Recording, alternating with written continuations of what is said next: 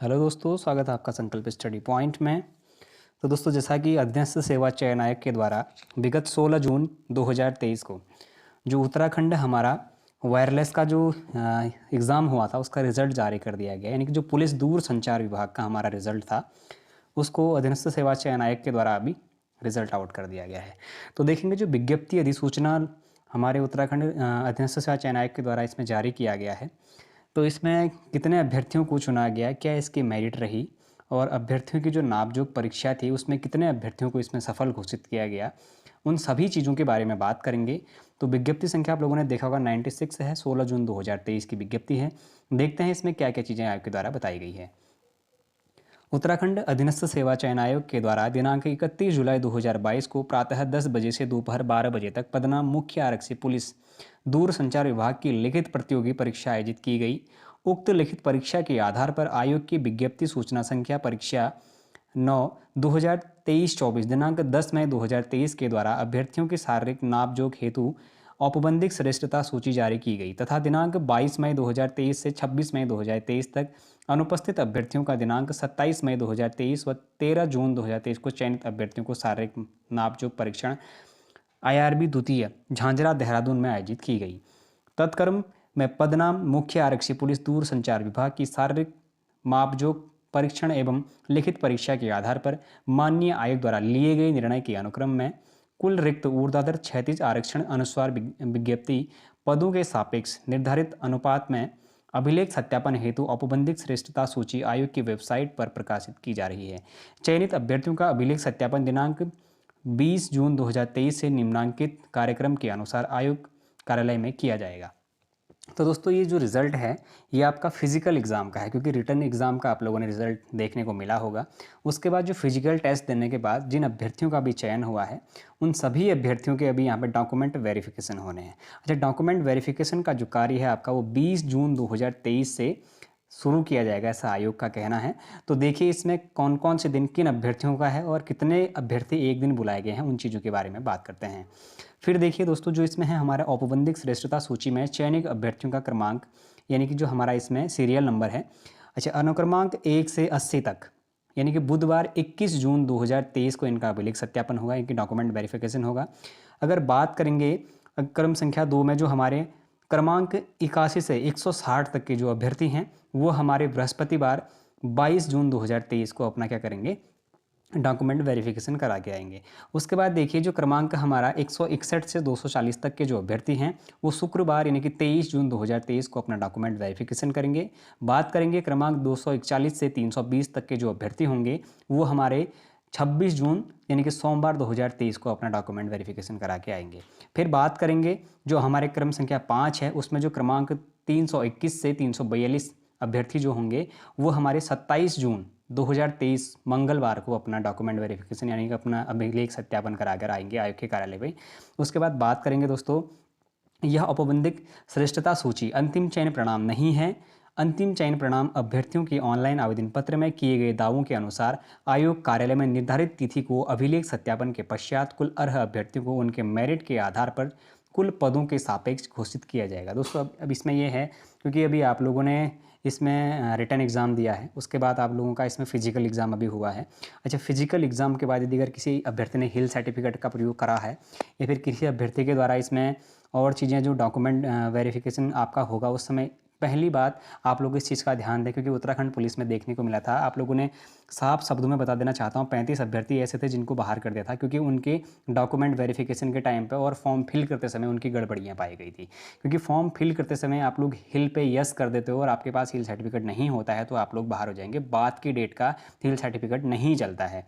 यदि अगर कोई अभ्यर्थी ऐसा है जिसके पास स्थायी प्रमाण पत्र नहीं था और उसने वहाँ पर यस करा है और अभी हाल में बनाकर यदि अगर वो वहाँ पर जाता है फिर भी वो अभ्यर्थी बाहर हो जाएगा। तो आप लोग पहले से ध्यान दें, अगर आप लोगों के साथ ऐसी कोई घटनाएं हो रही हैं तो आप लोग डॉक्यूमेंट वेरिफिकेशन ना ही कराएं तो ठीक है, क्योंकि आपका खाली आना जाना हो जाएगा। अगर आप लोगों के पास अगर कोई नाम में त्रुटि है या फिर अन्य कोई ऐसी परेशानियां हैं तो फिर आप लोग उसके बाद एक एविडेविट लगाएंगे तो आपका काम उसमें चल जाना है, शपथ पत्र से आपका काम उसमें हो जाना है।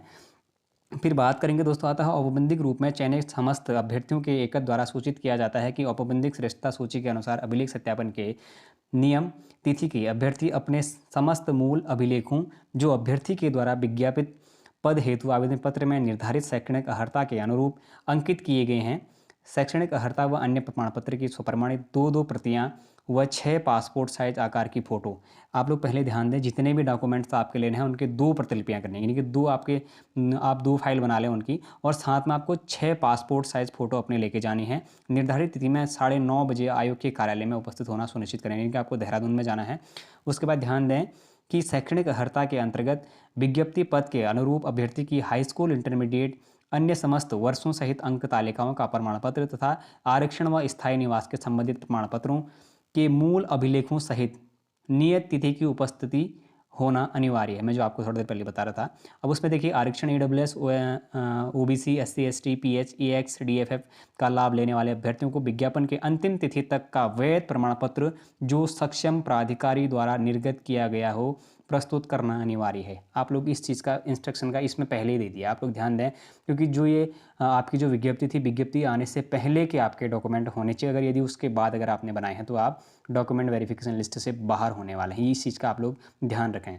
फिर देखिए, अभ्यर्थी के नाम, पिता के नाम परिवर्तन प्रमाण पत्रों में साम्य ना हो, उक्त के संबंध में शपथ पत्र मूल में 6 प्रति लाना अनिवार्य होगा। मैंने जैसे कि आप लोगों को कहा था, अगर आप लोगों के नाम में कोई गड़बड़ी हो रही है, माता पिता के नाम में कोई गड़बड़ी हो रही है, अंक तालिकाओं में आपके अगर नंबर कोई गड़बड़ हो गए हैं, तो उस पर आप लोग ये लगा सकते हैं।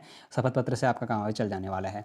आयोग की वेबसाइट पर संवाद संख्या 79 के साथ अभिलेख सत्यापन हेतु निर्धारित प्रारूप, चेकलिस्ट एवं अभिलेख सत्यापन में उपस्थित हेतु औपबंधिक प्रवेश पत्र संलग्न है। कृपया उक्त प्रारूपों के डाउनलोड कर उस पे अनुरूप समस्त संलग्नों का विवरण 2 प्रतियां में तैयार कर निर्धारित तिथि को यथा समय आयोग कार्यालय में उपस्थित होंगे। आप लोगों को दोस्तों जो वेरिफिकेशन के लिए जाने से पहले आप लोगों को आयोग की जो वेबसाइट है वहाँ पर 3-4 फॉर्म टाइप के मिलते हैं। उन फॉर्म को आपने निकाल लेना है और उसको भरने के बाद अपने जो मूल प्रतियां हैं जो आपके अंक तालिकाओं के हैं उनको उसके साथ लगा के जाना है। फिर देखिए, अभिलेख सत्यापन हेतु निर्धारित तिथियों में अभ्यर्थियों की उपस्थिति नितांत रूप से अनिवार्य होगी तथा निर्धारित समय में कोई परिवर्तन नहीं किया जाएगा।